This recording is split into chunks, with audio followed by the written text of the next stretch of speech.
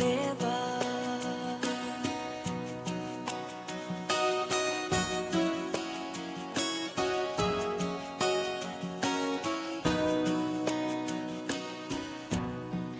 Pe ana iai o semana iata ita e no fo aile alititai pe o seia natala noa ini pingota o sa oloto a o fefe la fililo in loloto.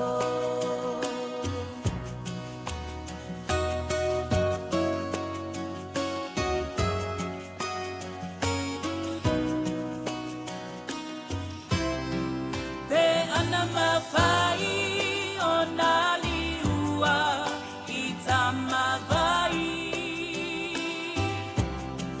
po o susulu le lama miti ia ai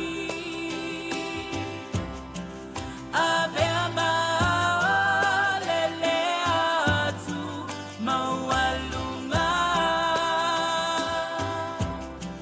pi o anganga wa te atu mawhaingata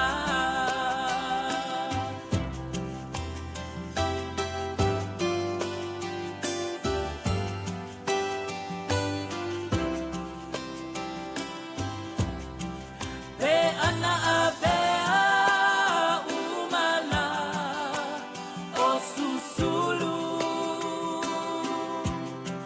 Pe ua o ngota tu lava ma o musu Awawa mate o laula mepa ua pongisa Fia vai atue ia upa inga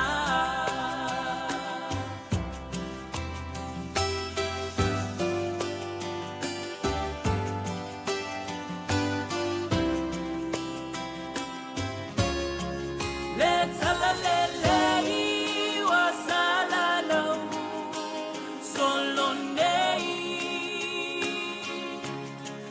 Vai mai se tala e fama fana fana Via sola e se mai nei la mona wa o kolonga Vai mai o se tatalo o mana onga Vai mai o se tatalo o mana onga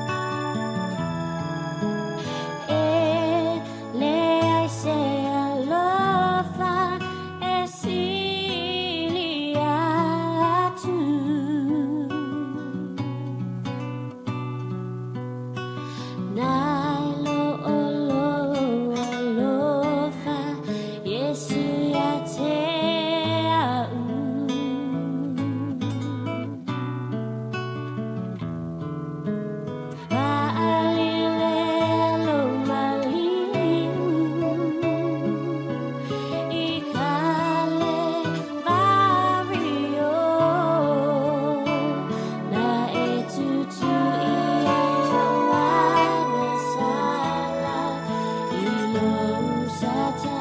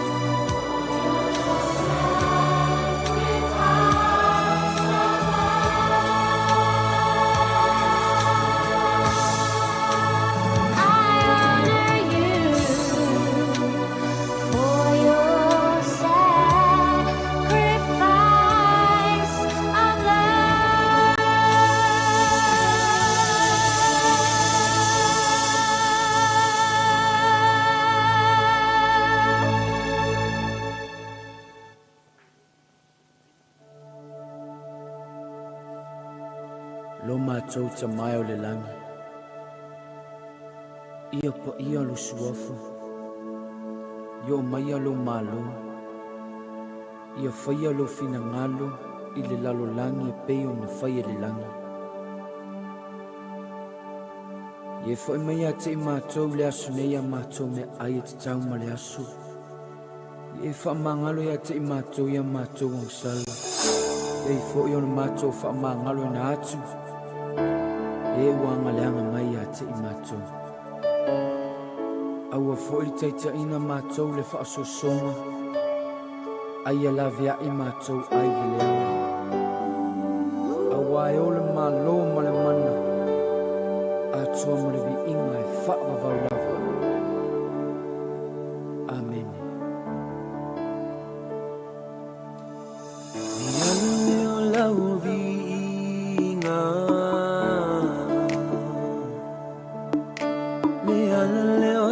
Ua inga Tima mo levi ia O lea leo lau vi inga Lana leo lea lo fa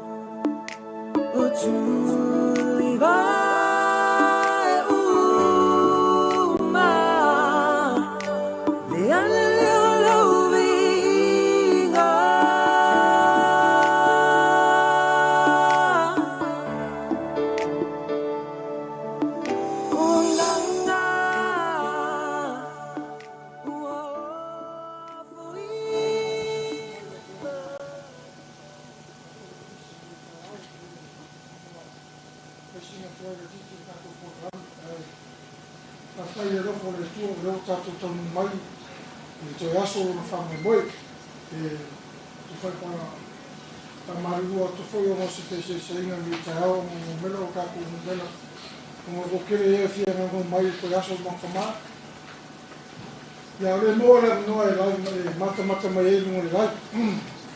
E pe se ora no ko le ki ya no ya ko fa fa kere ka to aina. Na de no la va swafa pe o me ka o mo le wa haru ka ko kai. Na mo le poi fa o le masui. O le fa no le Leiataua Moemausu. Fa pere lo ora ko aina ma tu o so to fa fini ma fa na. A mese kako ina fo e tina ia vasa ia mare ke rea me Samoa ia uso to fa fini ni whanau ia mare lo tatu aina o mai masani ia lo faisa ni mai lunga la mai nei te ama nei te nura tu na turoa ia fionga ia patere ia ma fo me ia so se ia fa mai tatu programe fa afterama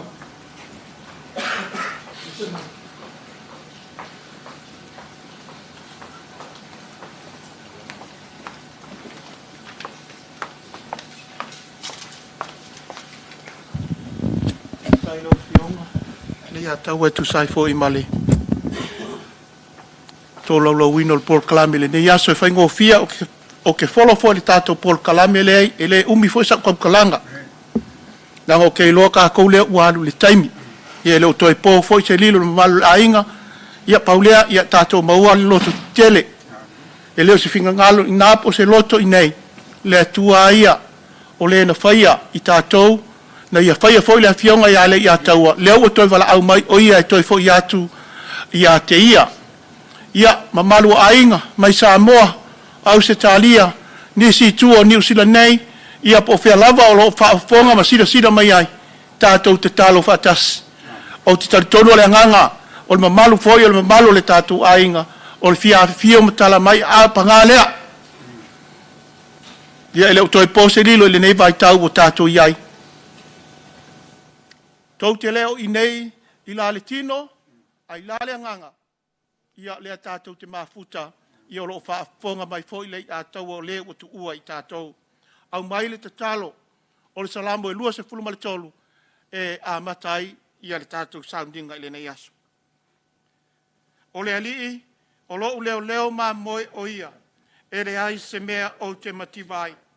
Nā te watua u le mea e iai le wamua o te ta oto ai. Nā te taitai i a tia u taftafa o vai e tawhi le mu. Nā te whaafoisia mai lo uanganga. Nā te taitai i a tia u yala o le amio tonu ona o lona suwafa. E ui lava ina o savali i le vanu o le ata o le oti. O te le fefe lava i se mea leanga. A wā oe tā te whaatasi maa. O laula au ma loto to o e wha ma whanawhana i nā ia. E te laula mai mea i la o aima i luma o e ita mai i a tia. Wa e wha wina lo ulu i le suau, wa tau ma sua la uipo. E moni e muli mai i a tia uleanga le lei ma le angolofa i aso uma o lo uola. O te notofoi i le whale o le ali i aso e te le lava. O le vi inga le tama ma le alo, ma le anganga pa i anu.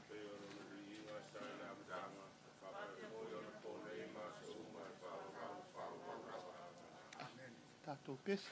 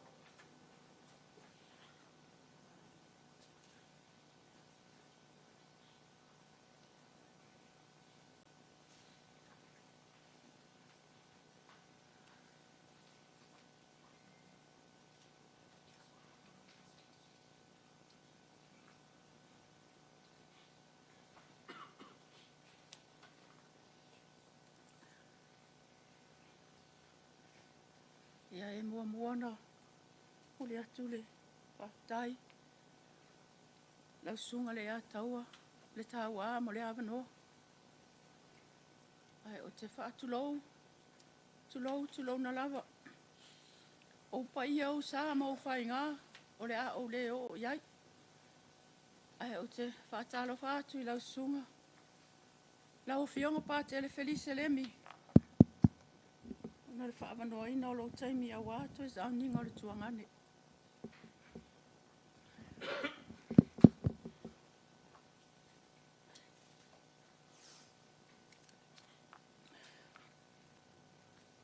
Ia. O Leiataua le Leiataua Moemausu. Tau ai maa Paiti. Na soifua mai o iai mātua. Ula alia a Paiti. Paiti o le alo e whaasino ia.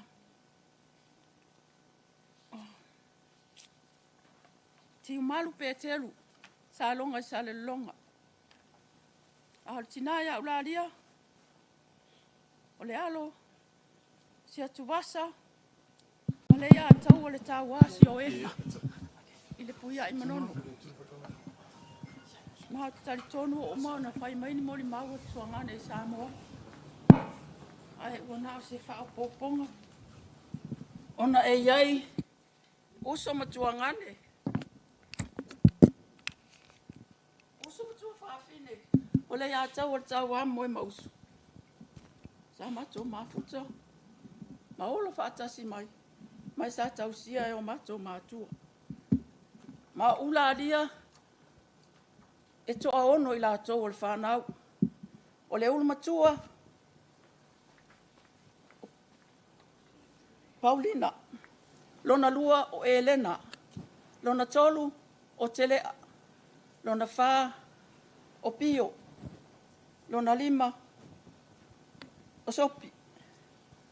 Ai lona ono ia ula alia le. Na soifua mai ai le a tau o le Leiataua Moemausu. Tau ai maa. Mai na soifua mai o ia I whale umanono le malaifono.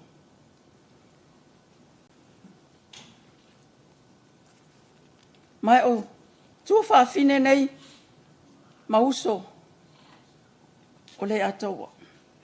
O Epifania tui me tā utulane. Pele nā tete Iosefo Peni ma le whanau. Ma lia tangaloa ma le whanau. To ese tu ioti vetelino ma le whanau. Pālepa talo whalaniko ma le whanau. Whaapea Salome tautunu ma le whanau. O na uso o ofisa ua whailangi le wholaunga. Ioane Noela ma le whanau ua whailangi fo le wholaunga. Atonio Ivonga ua whailangi le wholaunga. Sei Ulisio Lucia ia ua le awa I mailo na uso lea po le tuangane o na olo. Ia ini mai o le tino olo o hawhai ngai o ia. Ai ole a o moli mau o na ole maa mafutanga ma le tuangane. Ina ua mafuta atu o ia ile. Fionga ia Samuele oi Lucia. O se alo e whaasino ia. Los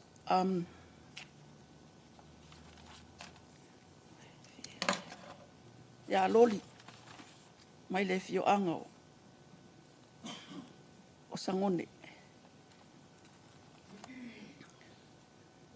A o whaanofo mato mātua I muri nuu. Sa iei se aso na fiwa e tatali o ia. Wahalu na alo na uso se yuli whaingaluenga. Fo I mai. Au wale fo I mai.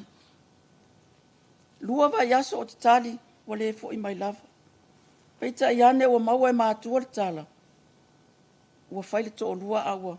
So sola ila ua ilon tua fine pen na tete Iosefo.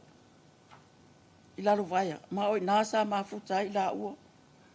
Mai sa le iau mai au mato mātua. Ona ole tūlanga ili. Ile langa luenga. Ile mawhai ona no nofo whaatasi mātou ma se whanau o lo whapauliuli. Ma o le ala nana whaapai ai nai la ua, ma mātou mafutai nai tausanga, o na o atu le o la ua i manono. O na iai leo se fuafuanga le tina ya Samoe le oi, e fia fo i mai ilona a inga, i walofa i siona tina. Sa whaapena ai lona tu ua e le Leiataua Moemausu. Lona tina ma lona a inga. Ai mafuta atu i launa mana mea. Mai o nā lava na mafuta atu ai o ia se ia o mai i le aso. I le toi fo i atu o ia i lona a inga. Mai o te whaafitai i le tina ia Samoe le oi i lona ono sa. Wa te tari tonu o se tuangane e whainga tā o na winga. I tai tango fia i e ia le awa. Ai whaafitai tele lava. I le ainga. I le lava fo i ono sai. Se tūma se anga le tuangane. Sa whai te tonu le la mawhitanga. Ma o te tari tonu ua a ao lea li lona nganga. Mai e yeila o pese e fia usu. Ai le i wha umaina la umone mau. Lea. Okay. Ia. Ua wha angata mai e i la umone mau. Ma lo ufa alo lava. So e fua.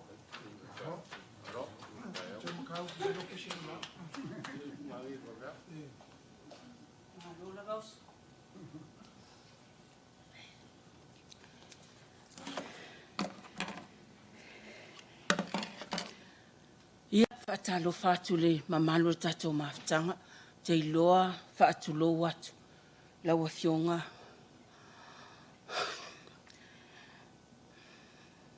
Pātele.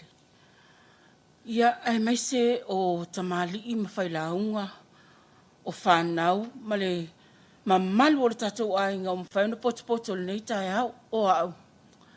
E le umisa o mo le mau leanga o te manu le taime, o te alofa fo le whanau. Ai, o le nau tu whaafonga i le uso lea. A whai na tau sila fia le aso le maliu o le mato uso. Tina o le whanau lea. Te lea se mo le mauna o mana o e whai. Le o langa atoa o si o mato uso mai le amtanga. Se yo o mai taimi na tu uai le neila o langi. Peitai. Wa maua lunga ia ta ule lofa i fofonga o le tamalea. O te le manao. O te le manao e tau tala ini mea o tuana. Ai wata atia ai whapena. Mai whamailan tala. Le asa mea lenga whai ka kalafua iskanga ka i olanga o isata. Yes, au fo yes, isi tu. Ai o le mena tāua ia te au. Whaftai wa umana whai ia mata o mole mau o soifua. E whapena fo ila soifua o tamalea. Wana sila fia mea uma. O le fitus fulu iwa nei o tausanga o le soifua o Leiataua Moemausu maa Paiti. Ai limas fulu valu ona tausanga o le au whai o tausanga na iai tutono le a ingali nei vaiala. Mai o se mea pito o sili lena tāua ia tau o te avea se mea lelei.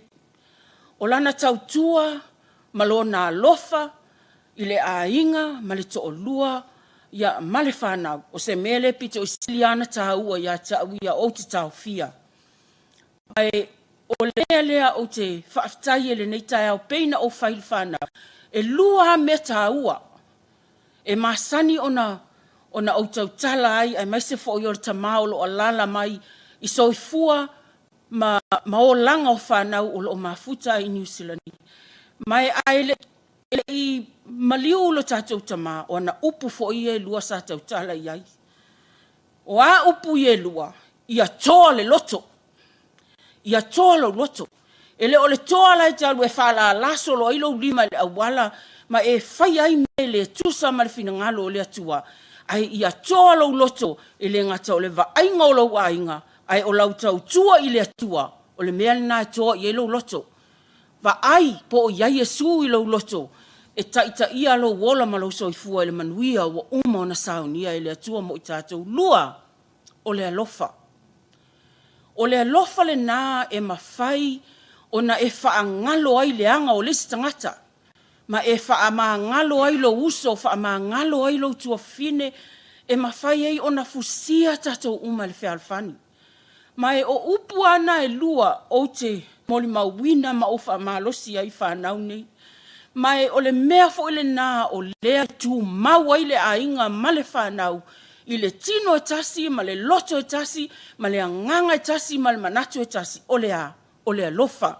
E le o lea lofa o tangata, ai o lea lofa o lea tua, awa o lea lofa le nā, e le na o taimi e wha le tonu wai, ai o taimi malava, taimi o le lei, o le wha le tonu, o le vai, o le malosi, o le alofa le nā e mana o mia, ina ia fusia ai le tatou ainga mal whanau. Ua malia lo loto, ta mā lea talu na ti ngā ina ma mai le tolu māsina leana, maua mai ele tala. Wa alu malona fia. Se ia o lava i le aso na vala au mai ai le atua ia te ia o ka se mana ia. Mo le maliu file mu watu ai lai mātou te iai malava. Whātau nuu uma mea umana mana o e whai, ti ngāna mātou loa mātou te leiloa whai, ti ngā foina mātou loa e whaingata, ai sa mātou tau ma whai lava e whai, ina ia whaamalie ina lo na whinangalo. Ia, whaaftai le Leiataua. E le aise mea tasi e lilo luma o le atua, i so o se ngā luenga, ma so o se ngā ioinga, ma so o se mea sātou whenga iai le whanau, ma tausi iai, ia awal whanonoa, loto tele, lo so i fua le atua, o ia e whaamanuia ia te autou, mai lea ia se mea masa o salo e nā mea, wa whaamanuia le atua ia te autou, ma autou whanau, ia ma whanau o whanau, a lofa tele mo le whanau o lo whaafonga mai me Alponi, Brisbane ma Sydney, ai mai se o nai whanau ma a inga o lo tangi mai ala i Samoa, ia whaamanuia atu le atua mo autou malava, whaaftai mo lo autou lo tele, whaaftai mo le whaamalolosi, ma whaaftai foila autou tapua inga, lea o le a whaai uai, ma le manuia le toe aso o le tātou tama, ia manuia le nei aso, ona o le swafo Yesu. Amen.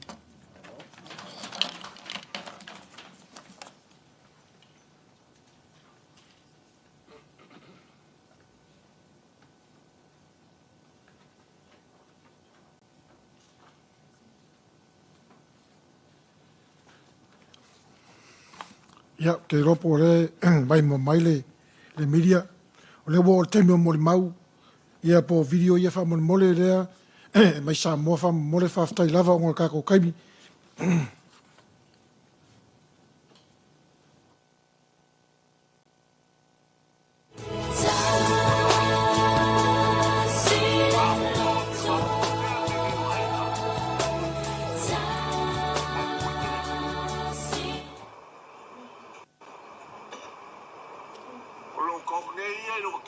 Le mauka maliu e o shira le palmaliu na galea ana o shira bi shapa e o shira me o ia i mala pa ka o le shi vai ko ba ko ai ga o fo makai so kalo e marco finga e o shira ko ka o mai ga Abro ko yeri suga le akawa kawa pengi e akawa olive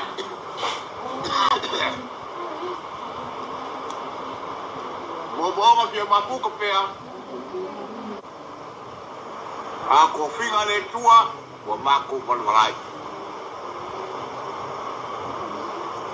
Mule ko no anga ya ko no so le akawa Ele foi perceber, foi hoje, Romani, Pamisha.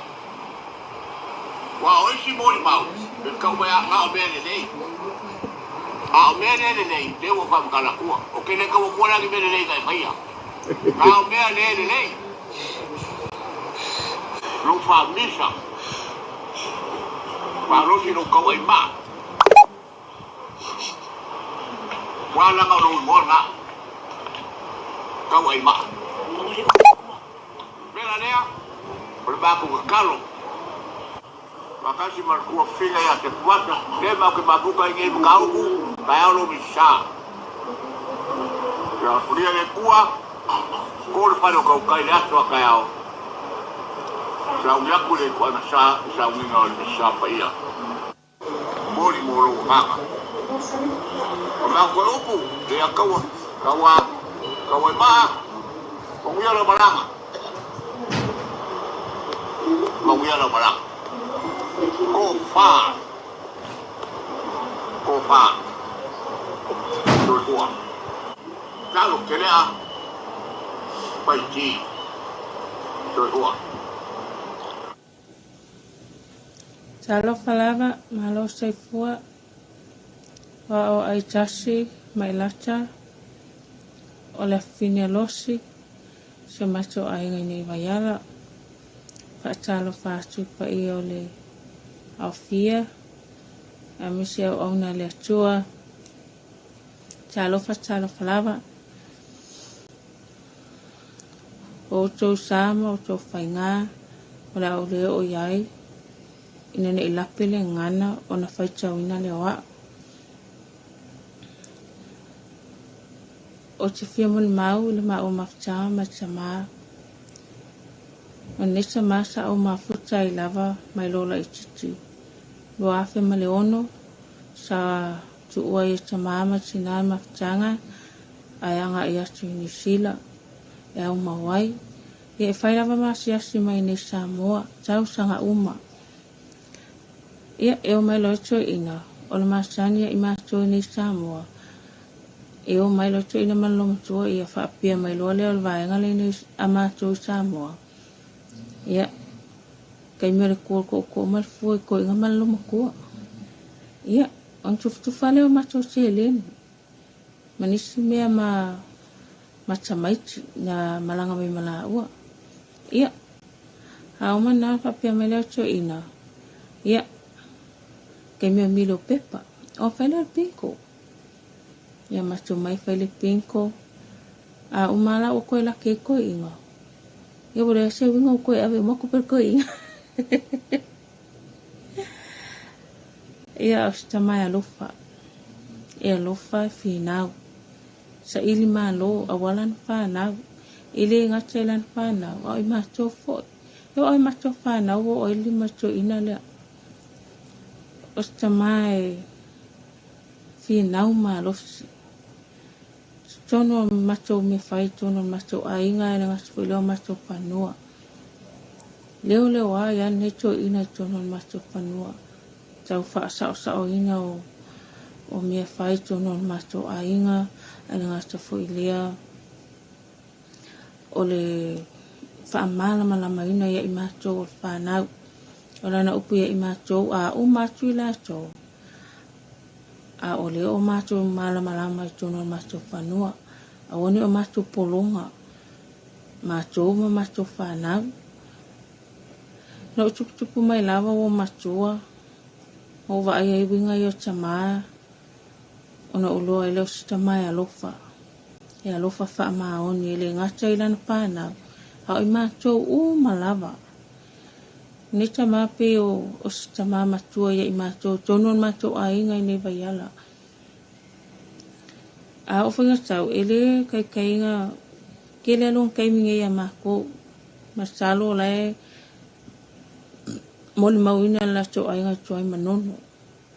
E kele along kai minga ia mako, peki kes kai mea sia kwa ia kalu kele ama silo mako sia kwasa. A kele inga ia mako, mena, lemfa angalo inai, nene chama. O le taimi muli o le ua tala na wanga manita maa.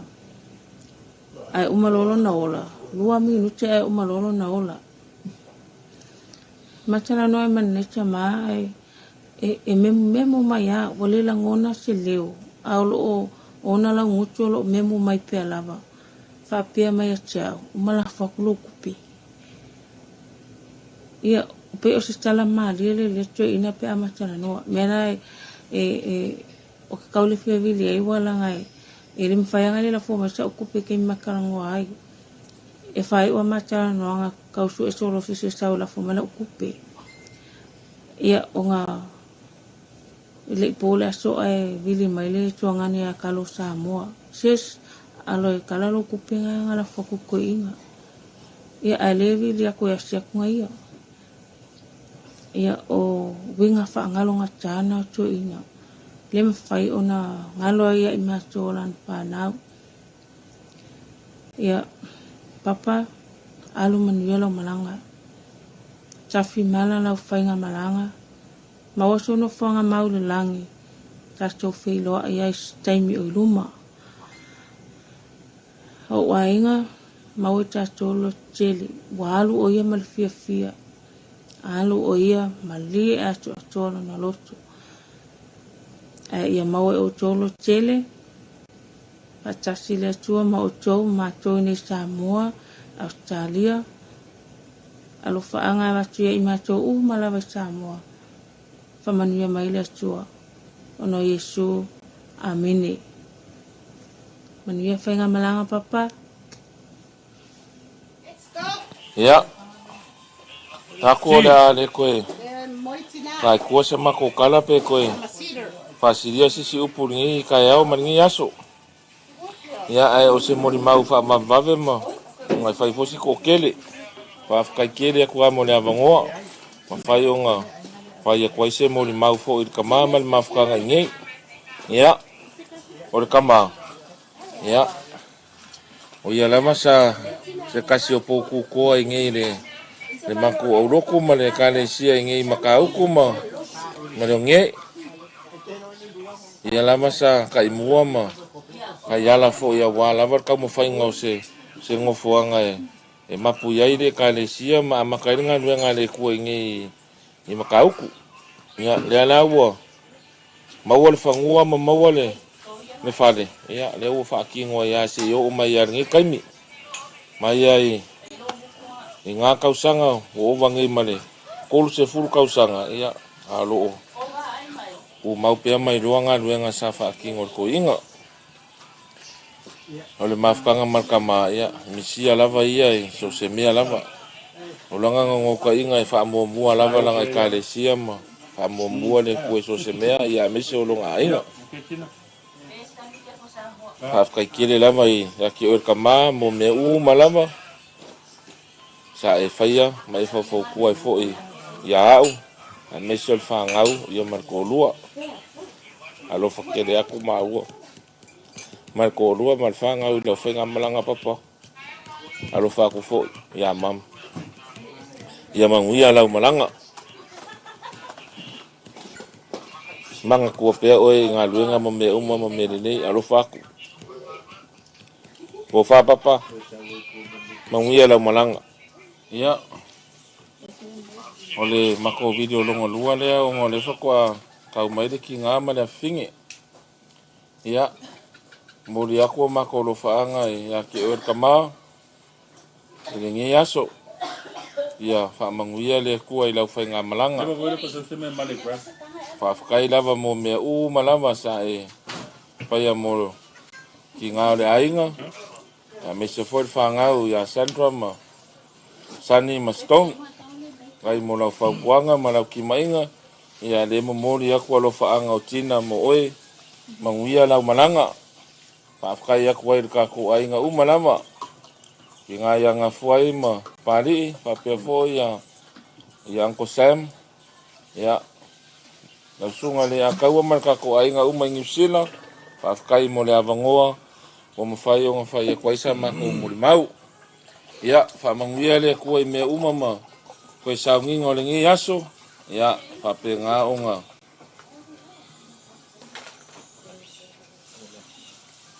Thank you. Al ngofangia le kuala ngafai ngamalanga. Ya. Manguia la malanga papa. Hey, malanga papa. Love you so much. Alo fa ku ya mama. Pa papa. Pa. Ya. Ave ia ni chulai. Pai toi se mo le mau mātou ni whanau sa moa. Ia. Au e lona walu whanau. Ia o lo noa o pesa minu. Mau lo nei sa moa. Ia. Au e reisi mo le mau. Ia o reisi o mo le mau. Lawa i le li la mo le mau i la utama. Ia o wana o sina tau roto mai watu se wa fini rea. Ia ma se pese matu te tampoia tua. Ia mori atu ai.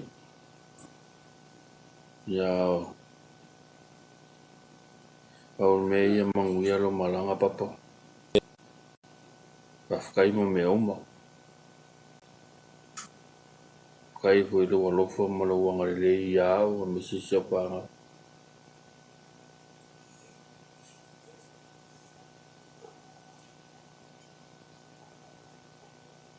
Ia ro viri muri atu a saka kalungo ai.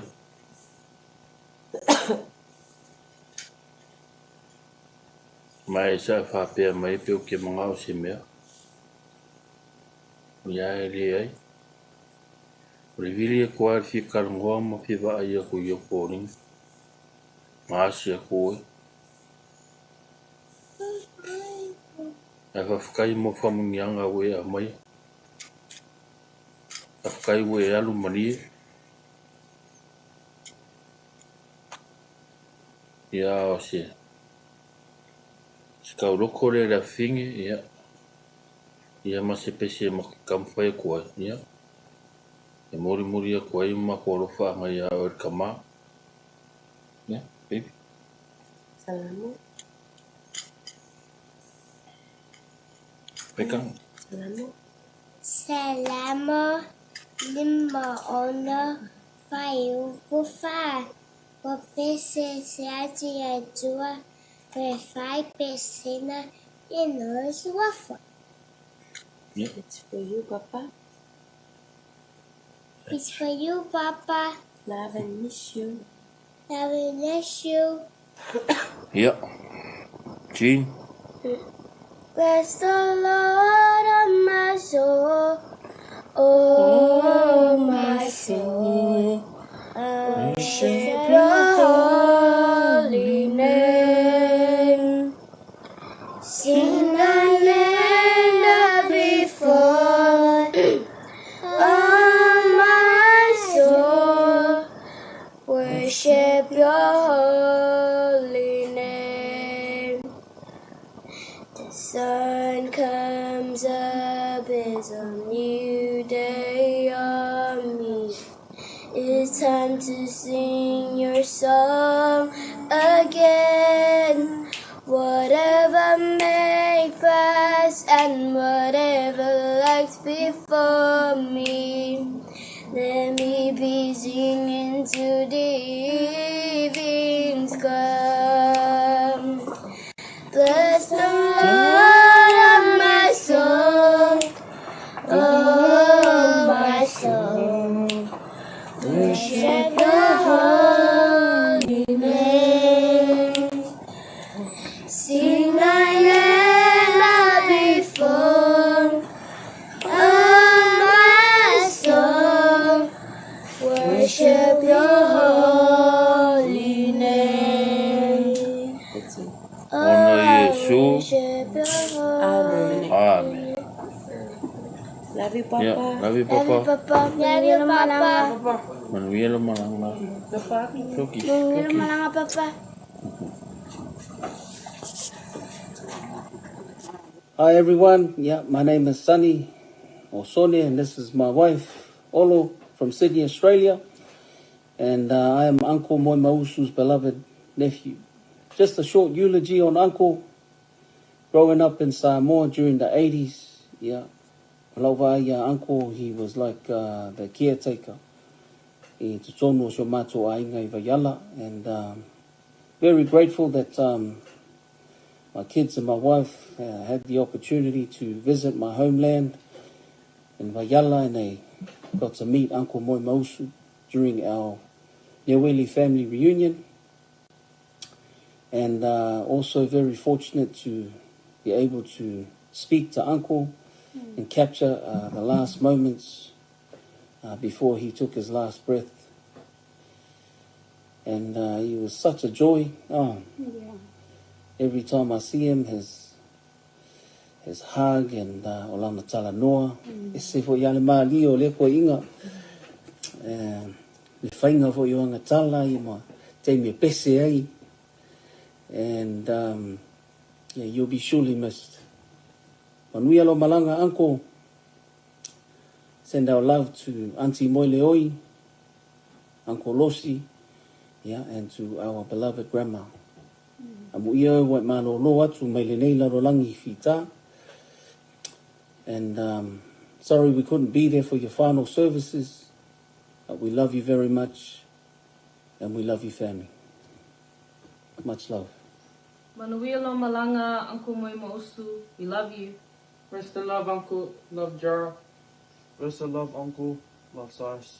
Hi, Uncle Moemausu, we love you.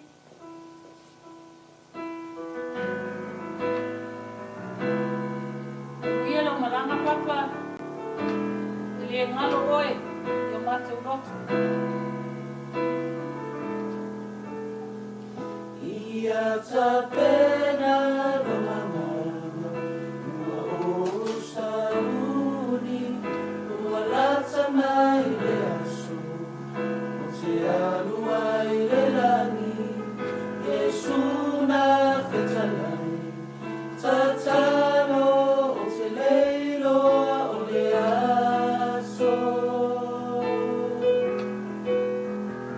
A e vai atu, I fua o mati, o ina e te iloa, ua lata mai le taimi,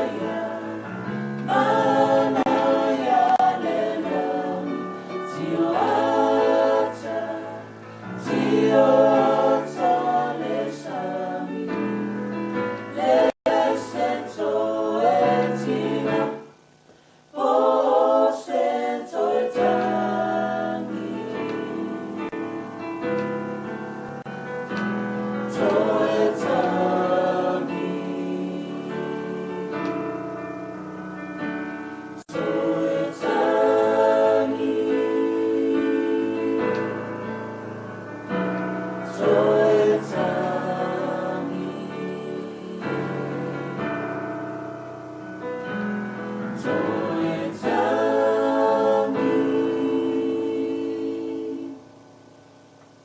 toi fo I mai papa. A wow o te anu watu ia te ia. I le suafo Yesu. Amen.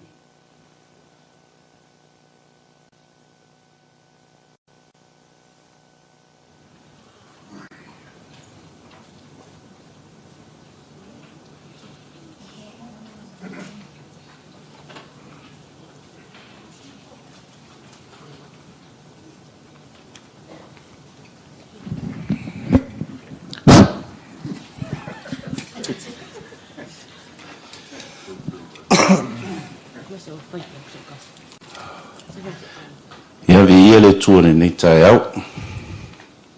Mas patina e vi ele tua. Ia ole asongi. Ele fai sa mo ni mau. Langa e o kele lopo la sisi o mo ni mau a ko fai. Walanga o pe ole meina le o tama sama. Ia o yo. Ia wai le sianga toi fai so mo ni mau o le o mana ma futa foi ma le vainga foi tama mai lava Australia ia se o mai lava nei New Zealand a le wa ele fa nau le e fai masui foi o matou nei e moli atu ai se moli mau ia o show to rua le o sina alam mai sa tu i mlufi ia o lo watari matua le James Allen o James Paiti ia o Allen lea ia o sani o le tali ile o lo uso le Samoa ia e le famo mo o Allen fai atu sona moli mau.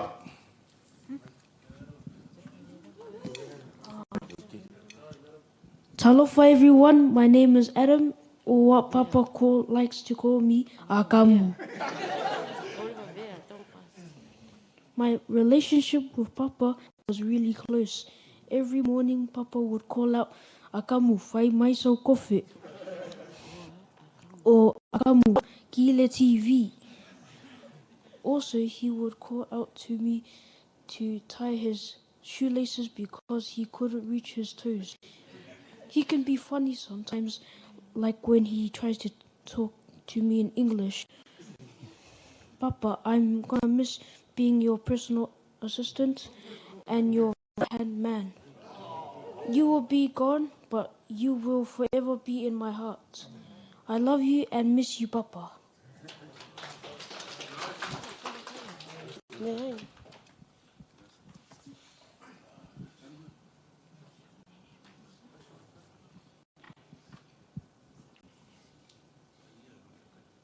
Yo. Sai papa. Mo mona e fai.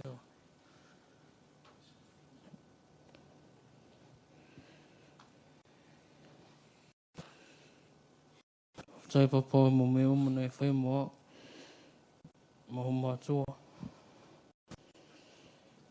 Ai, ia manui lo malanga papa. Misi o lava oi.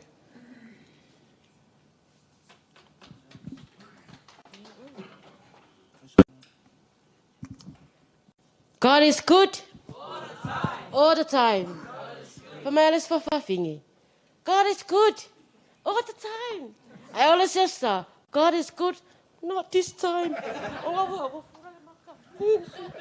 Yeah, o nei ava no whaftaitele lava. I nei tū la. I re whai fwoi so mori mau. Ai, o te whawhetai lava mō mea uma lava. I lo ua o mai fwoi I tu tono a ingo se o mana mea. E le whai ngō whia ko inga. Ina ua o mai tu tono I le a inga. Sa o whaapea ai o le sau mai o I Afghanistan. Ia wangalo ia kia au le inga ko inga. O sama. Wa e fusi le uru ko inga. Ia. Papa, e le ngalo winga. Ua pe lava o sa ua fine. Ia o me whai mai kia au. Nisi o keimi. E kau kongia o ko inga. Ko kiki o ko inga o lipuki. Ia. Lua me nguke. Papa, seki. seki ka ua. Ia, mai so ipuki. Ia, pe ole na, ole mafutanga matua ina, ele lei uma mea uma. E whai o mātou whai mai tutonu, e mese e siana whanau. Manuia lo malanga papa, e le ngalo oe i o mātou loto. Whaftai lawa malea wanua. Ia, osi nau mole mau popola i kiki a kuare. Koe mangkua le kala se o kamale a ele ianu. I le lo naso muli. Pau al me tāware sa mai e se o tamai e teau. O langa upuna whai mai e teau. Ia ua lofa. Ma ai wha leile ainga. Ngatare ngā. Ole tamane e whai mai lawa i o lona ainga.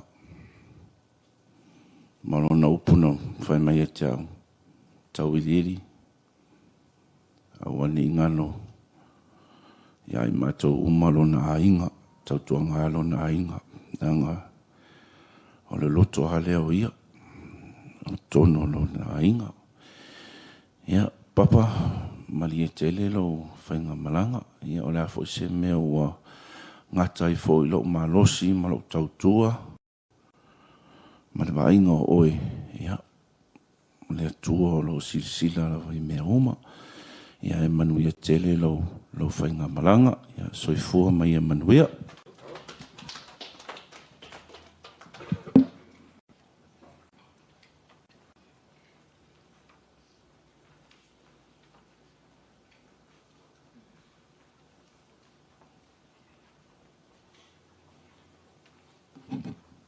Kia ora whano. Mumona whawhero i atu le taitai o sauninga. Pea hoi ia pa ia o anga lua. Ia uo mai masani o mua manli media. Whawhero ia kuai. Mare nganga whaadwalo. Ia o au Samoa Paiti. Ia ua whamakai ia ua to ina suafa kalo. O seu mana mea lea o Florence. Eu lu matua ia mai sai le ngoa lo matua o Maliu. Ia malerira o Matthew. Ia ai wi le le Isaia el profeta. Ia se fa mo mua ku mun mau lo vanga rea. Kasi mingu. Faftai mo le avanoa ia fatalo fatu le sof peleman malo keriso ne tula le aso talo lava. Fatalo fatu fo i le afionga patele sunga i whawhiangaingo mo lato masiofo lo mai mo mai lunga o ala leo pole whetata ilangi fo i sunga le ataua talo matalo le ngata fo i lea o si o tātou ta māmatua o lo mai mo mai Samoa o tua whawhine ia satuvasa ia mamaina le pa ia lasi o le o tātou ainga o le tamaa ma le ainga o le tina. Wo mai masani ma le tātou ainga atua. Ia o au o le toa lua o talo Samoa e toa iwa le whanau o le toe ina o le lona lima lea o lana whanau. Ia e le aise mo li mautele na o sina tala lava o maa ua. So se taimi lava e malanga mai ia la ua o soifua le lo matua. Ia e ia lava siana whanau matutua.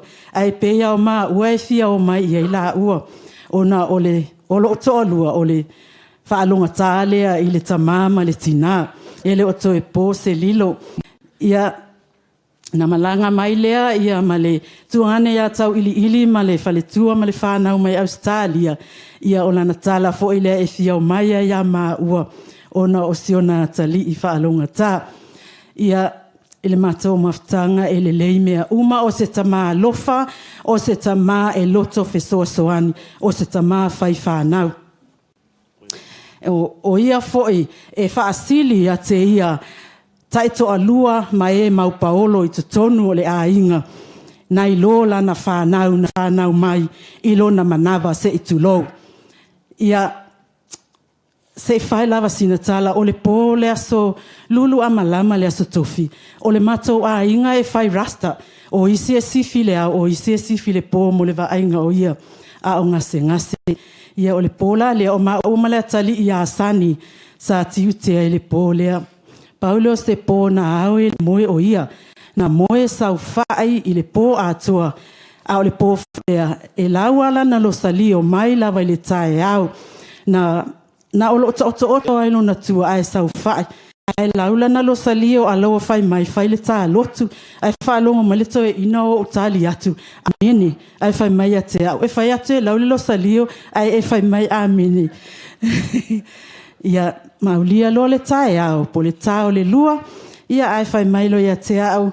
O te whai ia tau ili masa mua ma le whanau, ma tau te o mai, ma wala au le sunga ia Ioane, ma lona a inga, ia o inana ma tau wha ma vai ma iai, whawhetai tele mo le avanoa, i le sua whapele man malo ke risa, amene ma amene.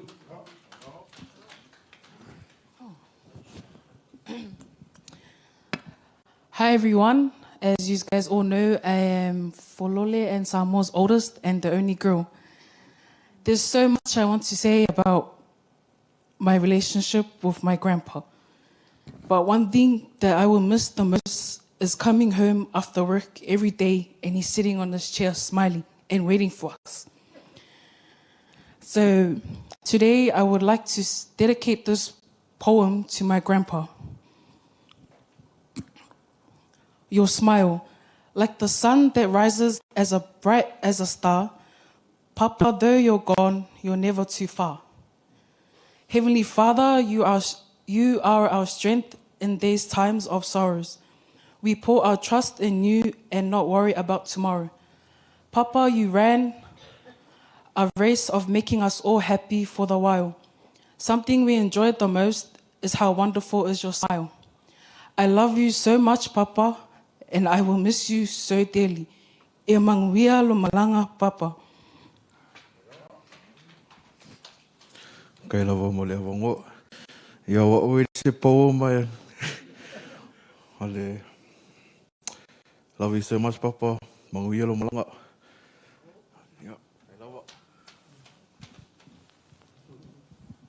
Ia e luanga I upu yo ke mga fia momoli.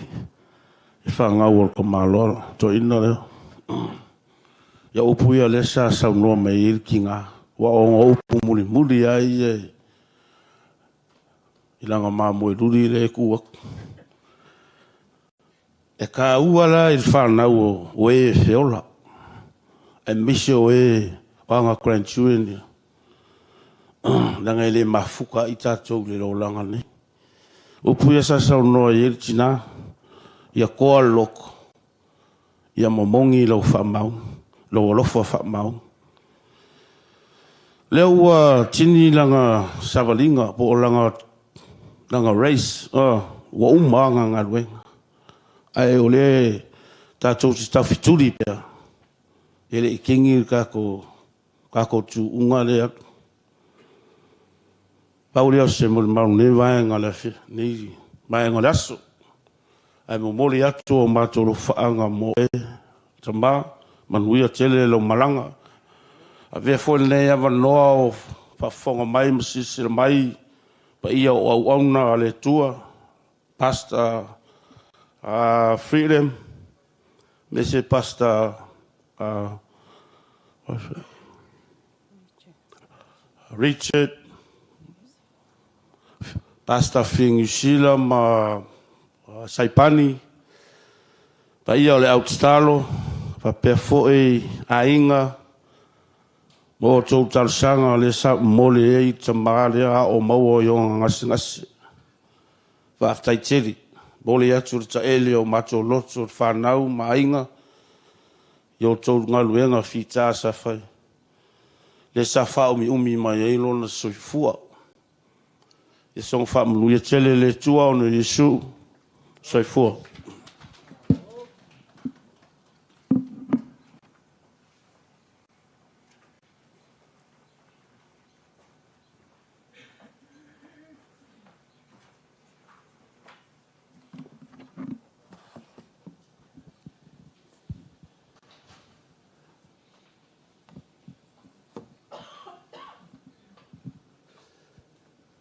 It is written in the Bible. Matthew 5, verse 4. Blessed are those who mourn, for they will be comforted. I'll say this again. Blessed are those who mourn, for they will be comforted. Ia, o lo ingoa. O Joseph or Jeff Masoi. My name is Jeff, or Joseph or Jeff Masoi. Out of Papa's, all of Papa's grandchildren, I am the oldest, followed by our brothers in Australia and one in Samoa. Longova, Timo, Lite, Paul, Samantha, Julie, Stone, Lucinda, Samuel. Ia male usule ia leo nge, o lai o i Samoa. Umai mako kama, ai ulma kuailo sister leo, se Rita. Ia wau, ele faiso o mau. Lango, o lava maka kuel mama whakanga malo ko inga. O ko inga foi lea, ia, me o mau, e sawa wha mei, ele ingla ko whiau. It's none of our business. The relationship between you and I, me and my family, that's all that matters. Ilea kua. Ai, o whiwhawhkai aku papa, mo me umala.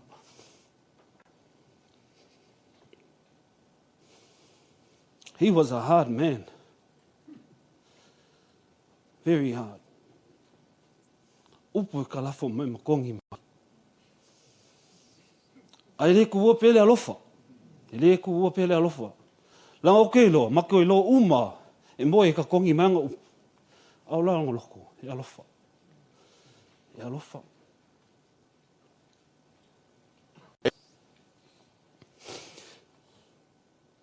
Death leaves a heartache no one can heal. Love leaves a memory no one can steal. Heaven has gained another angel. You have fought the good fight, Papa. Lived the great life. And now you have been called to be with our Savior and your beautiful wife. Words cannot explain the millions of things you have done and achieved all these years. So on behalf of all your grandchildren and the great-grandchildren, we want to say we love you. We miss you.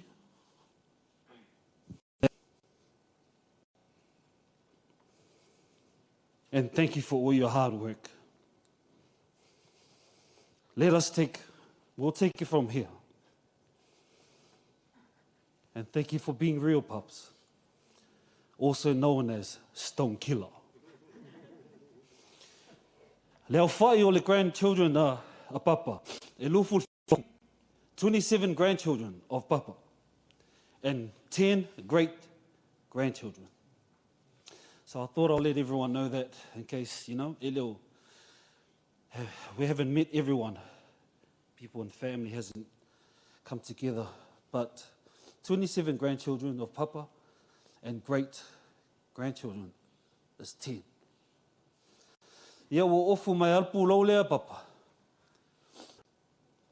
Nanga o kala ngai mai a kulopu lo ngā mua. Ia o ko sau a wo whapea. Hai, alpu lau lea ko hinga. For those who know my grandpa, this is his style. That's why I don't know. O ki whiwhi for the scaly leo. O mea ko inga. Kupu lo ngā mua. Leila ho halu ko inga. O fu mai lo pu lo Papa. Ai. O lea kupu lo le maui ki alma.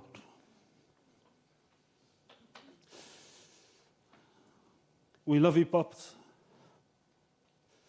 Ono Yesu. Amen.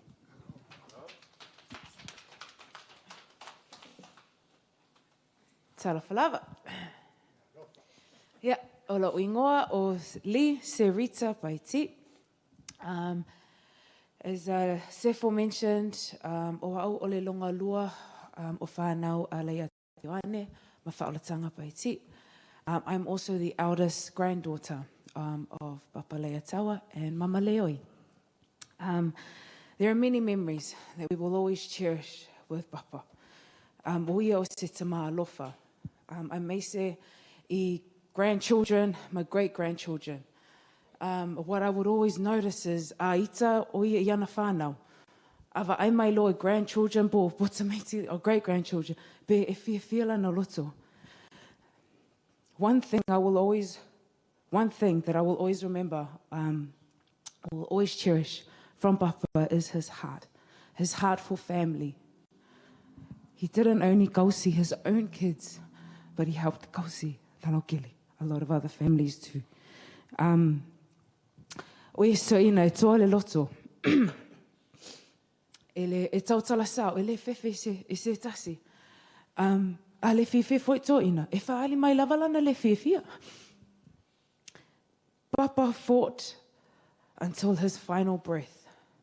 For those of you that doesn't know, Papa had leukemia. For someone with his condition, normally up until their last, dying breath or last breath, they're in bedridden. Ele mawhainga ngai o, ele mawhainga ngā kaukala mai. Papa fought. You guys witnessed. Papa was singing, he was dancing days. He even asked to play bingo just hours before he left. Onga olonga fia mafuta, malana whanau. Ele whahali mai like what he was going through. Papa would talk to us. He would always tell us, "Ia koa ko loko pe o ko kama," referring to him. Wai umalmanuia, le tamoenga a le tatou tama. But just like Uncle Samuel mentioned, we still have a race. We're still running our race. Papa has gone, but a part of him he's left. There's a piece of him in each and every one of us. Some of his kids carry his gift of carpentry. Some of his kids, a lot of us, we carry his gift of music.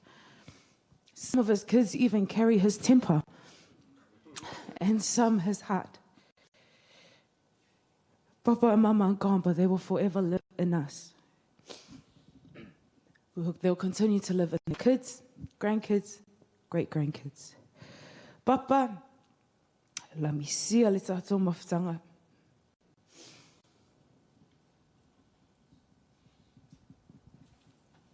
Yeah. Emanuela malanga, se ai mama. Love you.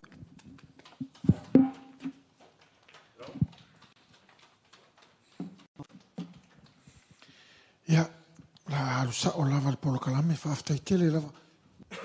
Ai le whais whamatalanga ia wana ua whea, ia i le service la vangala o te tua lalo mo whape atu, i le taere lo anganga, i le uso ia ese, ta tupu le sa whea ngai o te whaaftai atu, o te whamarulu atu, ono whea se inga le tai au, i ma mea uma au te whaaftai se avanua mo whai o na whaatanga i nai, le toi sauninga so mātou ta mā i le limit o tangata ua e whaatanga ina e ma mole e toa le ta ele ma le nganga le whaaftai.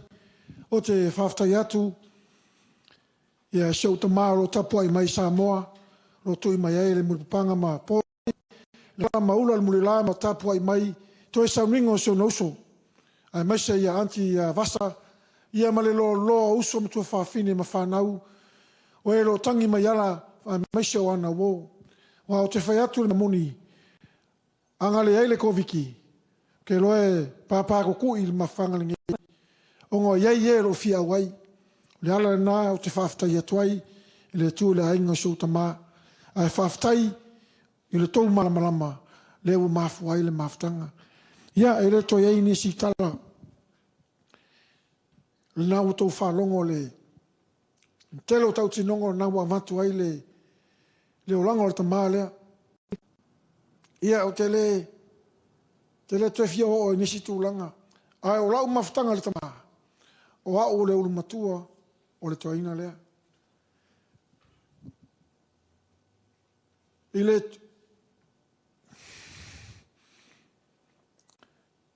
I winga le toina lea.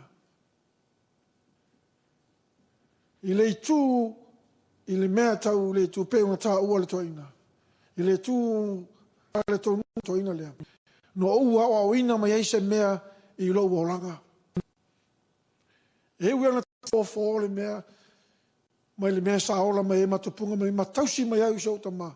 Sa eise vaenga ta ua no learn mai na. No ta mawhai e li liu. Li liu le vaenga. Le si vaenga le ka si o le toina lea. Ina i le liu, ina i au pasi atu i lau whanau. Ma whanau a lau whanau. Ina i alato tupu ai mai loa ai. E leo le tūlanga le taunau iai. Le ala lea, sa eise taimi sa whai se ma whina wa inga le titi.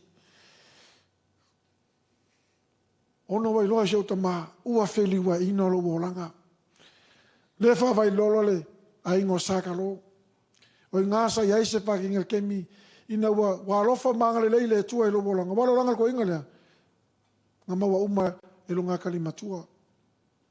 Peita iane. Na anga le leile tua. Ma wheli wa ina lo wolanga. Le ala le na sa SSI ma manatu marta ma peta yane pento whalongo. O se ta ma whamangalo. O se ta ma lofa maia whai maia ia tau. San. Ia moni le mele na ua whai le tua ia toi. E o ma le taimi nei ua whalawina le tua. Le whamaunia le lofo le tua. Le tu le leile ua whalawina i le tua. Lo wo langa tau mawhai le tua. Na ia awa neo muri tai tu langa au e peo na iele toina. Awa tau mawhai whai seisi la sanga fau. Na ia tau ave ai i sau whanau. Tele mefia muli mau na wa tele vaanga wa muli mau ai nisi o uso mtua whawhine. Pefo na tau wa leuso ia kalo. Kalo, ele ai se maa moe ululi na whanau mai le manavol tato tina. Tulou. Tulou. Ai ole mea te tau na whai. Wa iai le nganga o le tua e sauni ai tātou ina ia toe furi, toe teu what la wala o fina ngalo ai le tua e avi ai le tangata le me fina ngalo le tua ia tau mu iai. Ai o lau tala a whaafonga mai o uso matu whaafine ma whanau. E le aise maa moe unuli na whanau mai le manavol mato tina pe na whanau mai le toina le ai. Sa whanau mai mātou i le fina ngalo le tua mai ia tausi ma ia whātonu tonu. O mea umana ia sauno ai o le alofa, o mea umana tau tino i le asole nei. Lea wa teu i o mātou loto. Le ainga lua, whānoa noa, ma moli atu le nganga whaftai, o no toua mai e pongi, le whamoe moe, o sio mātou tamā. Paps, manuia lo malanga. Whilo ai mamam, tātou whilo ai. Le arwhina ngalo le tua, tātou whilo ai teimi o mua. Ai mamoli atu le nganga whaftai le nei teimi. O te manatu, o le maua se 5 minuti. O lau tungatu le wanoa lea whai e kalo sopi. Masui o le tua le mātou tamā. Wao lea mai mo mai le tamā. Whai e masui le lai tua le mātou ainga. Wao lea wa sau noa le tua ya mam anti-maina. Ngatu le wanoa nei. Whai e se fo i se moli maua. Karenga ya kalo sopi. Whai e masui le lai tua le mātou ainga. O na wha a mata i lole le video wha mole. Malu hava lava whaftai lava wale mai ngai minute ia se tolu pe 5 wha mole.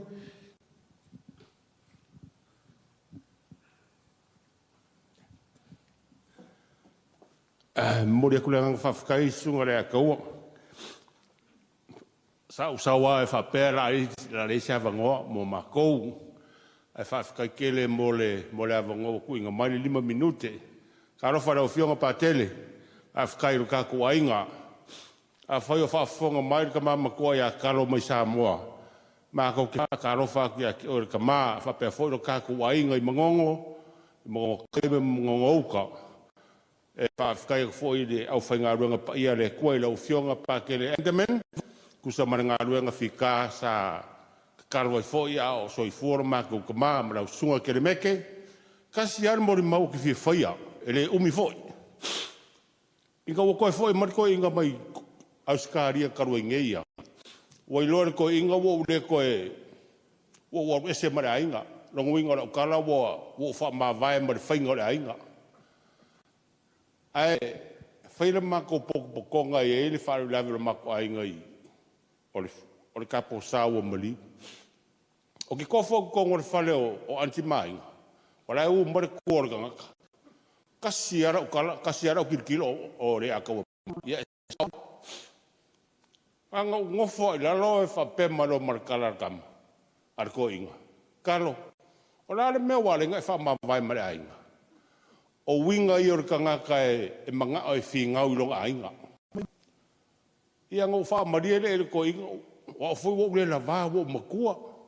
Ai siri nga wifo sesi kausiro kako ainga. E le sesi nga o e kausia le ainga. Le sesi nga kausia. Ko e foi mai ko e whaika ko ainga. Le akawa. O le whatever ko e foi mai. A le wa ya. Ia nga pauleo se kala. Whawheka i kere mo le whamara si au maki a uro wakari. Ia, le mako kakalo, ia manguia rau malanga le ataua. La whai pero kako ainga se ilo ngā foi o keo o le mea ngai ke iai. Ia, whako a kou fōre kau singa o kako ainga. O whararu kele, soifua mai manuia. Whaftai.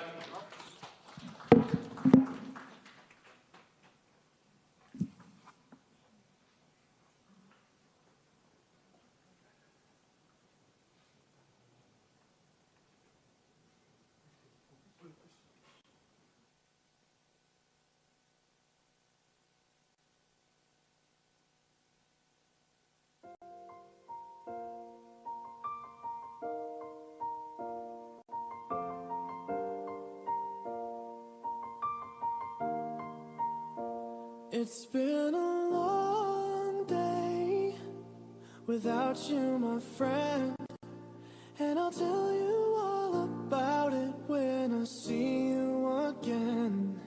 We've come a long way from where we began. Oh, I'll tell you all about it when I see you again. When I see you again. Why'd you have to leave so soon, yeah? Why'd you have to go? Why'd you have to leave me when I needed you the most? 'Cause I don't really know how to tell you without feeling much worse. I know you're in a better place, but it's always gonna hurt. Carry on. Give me all the strength I need to carry on.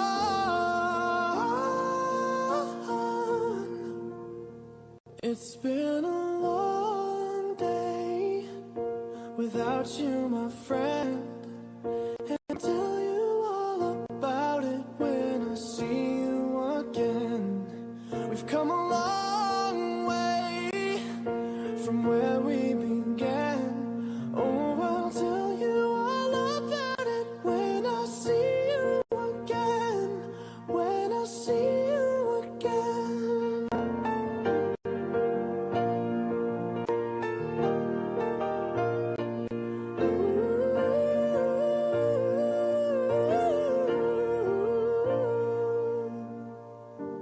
How do I breathe without you? I'm feeling so cold. I'll be waiting right here for you till the day you're home. Carry on. Give me all the strength I need to carry on.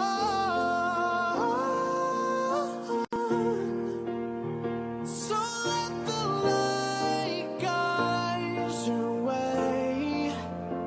Yeah. Hold every memory as you go. And every road you take will always lead you home. Oh, it's been a long day without you, my friend, and I'll tell you all about it when I see you again. We've come a long way from where we began. Oh, I'll tell you. Ia. Eu ia kako pele te va ia. Alo sila le tua le melilo. Ele fa ngalo inga oe. Lau whaangau mo ko uma i ka kalo. Ia so uma i awa le po. Ke sanga whaafikai e pēlo ngā lofa malkari mai i ka kalo. Ia la lo kou mau al whamalolonga, langa whamalolonga.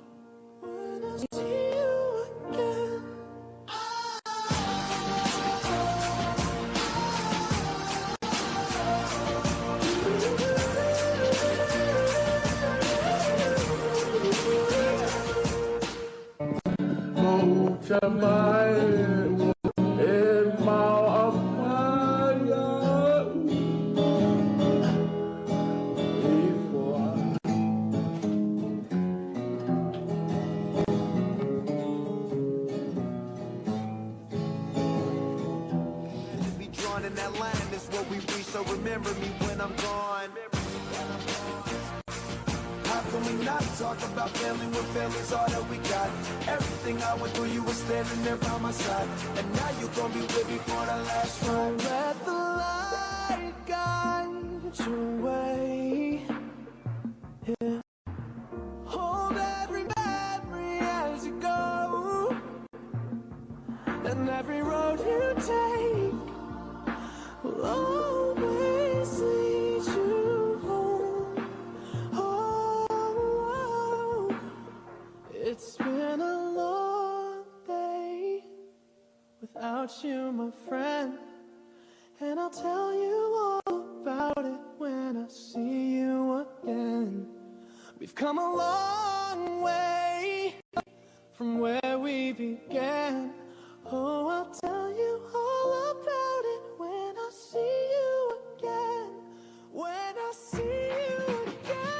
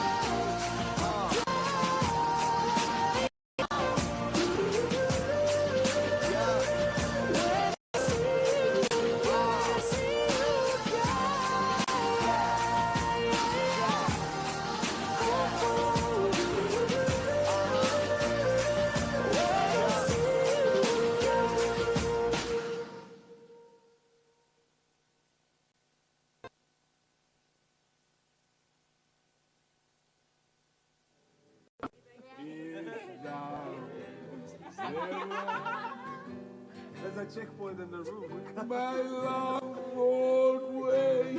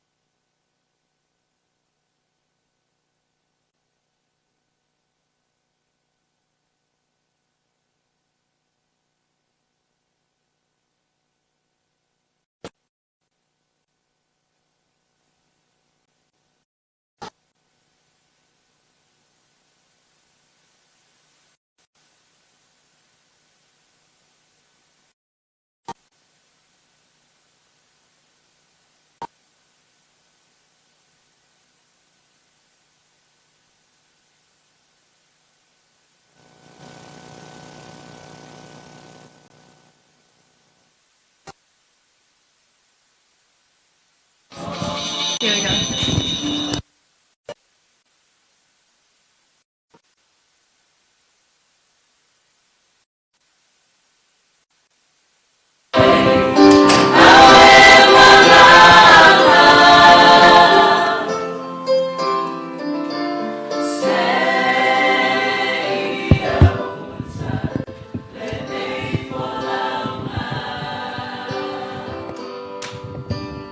That's what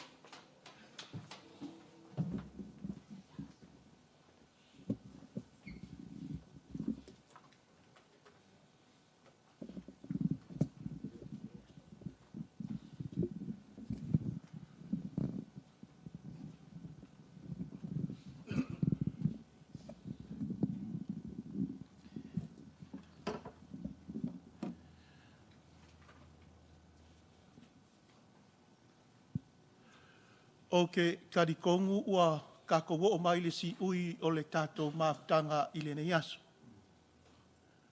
Iesu ana fitalai o le mea iai le to'olua o le to'otolu e iai maia. Ma o te talitonu fo i le mamalu o le ainga ua poto i le nei aso ua naa sina vaenga. O te talitonu o iai i nei mo le tātou wali i whaola o Iesu ke riso. Whai mai upu a Iesu lana au apostolo ina o whai mai Iesu o le atoe fo i ilo na tama. Na langona le fefefe ma le whaanoa noa o le au apostolo. O na sira atu lea o Iesu i a te ila tau mai e whaapea atu iai. Aua ne i atu vale o tau loto. I o tau whaatuatua i le atua, ma i o tau whaatuatua mai i a te au. Do not let your heart be troubled. Trust in God and trust in me. O opo whaamalo si aulea mo le nei aso, o te mamoli atu whaamalo ma le whaatai mamalu ai ngangalua. Le whaanau, pei o na iai le nei aso ia au tau moli mau o mātango fie. Le aso nai toe mo, le aso nai mo, mo le toe aso nai mo moa, o le tamanei, le sasunga ia lei a taua. Lea ua tātou whaamawai iai. Pawhetaita maiti mo mori mau mātango fie. Thank you so much. I upu e lui tau wai i tātou le whanau. I think the only thing that he really wanted you to do is keep the faith in Jesus. All of you. And I would like to say thank you so much for all the good works that you have done for him while he was with you. No doubt he loved you so much. And the Lord of the ainga. Lea la o tātou iai le nei aso, tātou whamawai atu i a te ia. O te ilo le lei fo le toi ina. Na o sauma o kau make mai po o le hai lea ua whai langi le fōlaunga. Sa o mangaku o kalo, a lea hai lea la o pau whaafonga i ai le ngei aso. Nei lea wa ke sau, ngā kai ala ua ai inga ua ai mai i le aka. O ngā koe wha solo le le kua o mawhauwhanga i kaimi uma kākou ke mawhukai. E uma o ngā mākou karakarangoa lea ma le toi ina. Mai ese le mātango fie le whanau, e pe lawa na sahau noa, nisi, ele ofi i nei, po fia lawa i whai ele family service last night, e makua i tumu, o ngā wasira fia mai loa le mamalu. Ai maise de loa le ainga, ia le tamā nei. Pau lea o ame lele, all the good things that he told you. Not only a challenge for each and every one of you, le whanau, grandchildren, great-grandchildren, where you have to treasure all those words in your hearts. You have to carry it with you wherever you go. Keep it in there so that you could remember all the good works he has done for each and every one of you, and especially the family. Whawhikai lava. Tātou te talo ia whaamanuia le atua ia te ia. O le asau-sau, lona tino le paisa, ia o na tātou. Whaamawai lea ma le nei, maota po le nei whale o lo whaiai, ia o na moli atu lea o lona tino le mea o le alango mauai o ia.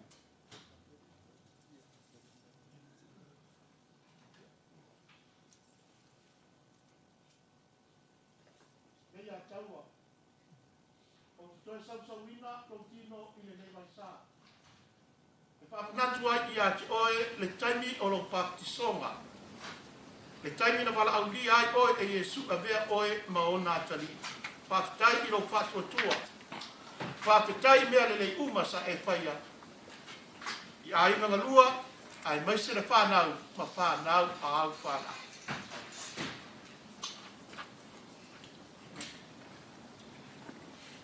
Sio walofa Maria.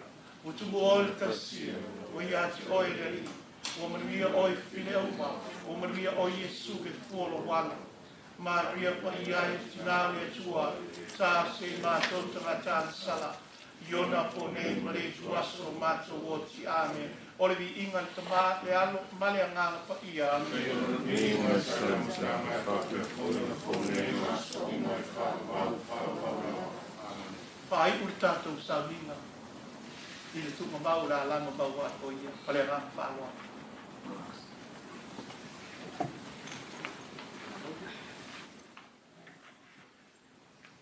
o ke magaku leo ua kuta i whanua le tama whaaswale inga ale tautai o le ngā whangua. Awa leo ua tautai ae le ngongo singa sa whangota i tai e lua le sa ngafa ma la ua whionga pateni.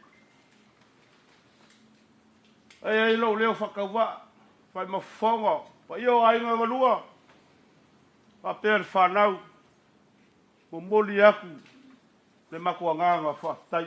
Leo kafi e sea le ao liuli. Sa pungi ti ai ngei tu o le whanau. Pa peo ainga ngadua. Whaftai tele. Leo ua la ngonga le pai mai o le mawhanwhana o le tua. Leo pe ua koa ai maloka loko le ngei asu. Le momoli aku ai le whafkai la ua whionga. Songo whamanuia pea le tua e. I la ua whionga. Au te maratu. Toi wha o mātu nisi o mātou. Te atatu whenua i. I me lango mawai long tino malanganga wha raro. Swa pa i atu lea malanganga wha raro lei. Le vai ngore aso.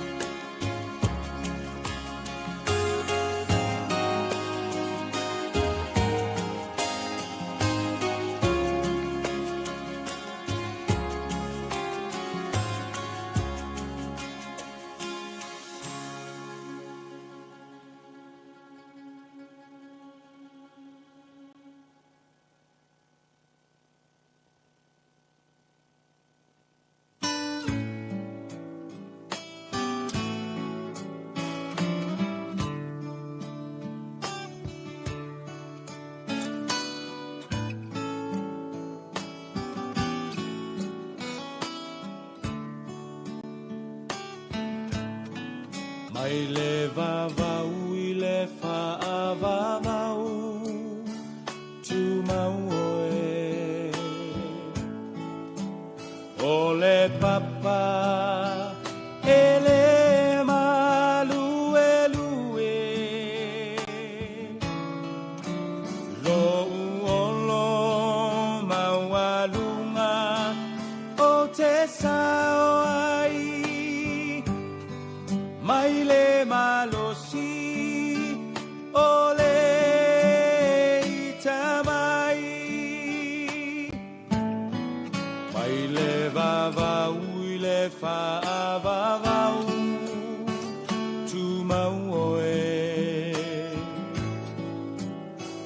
le papa ele malue lue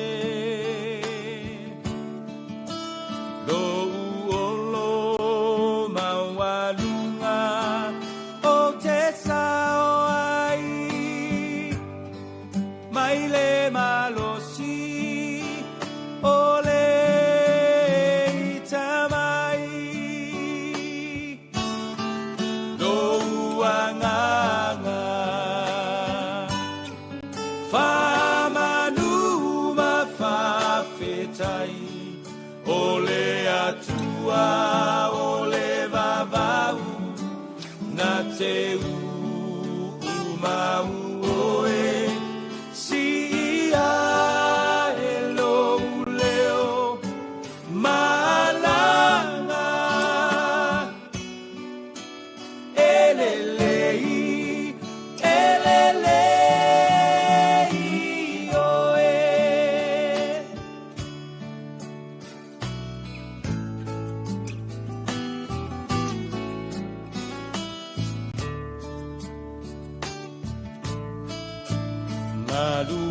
malulu e mea uma moau silafia e ia o umanatu le tua le maunga le tua le vanu uamu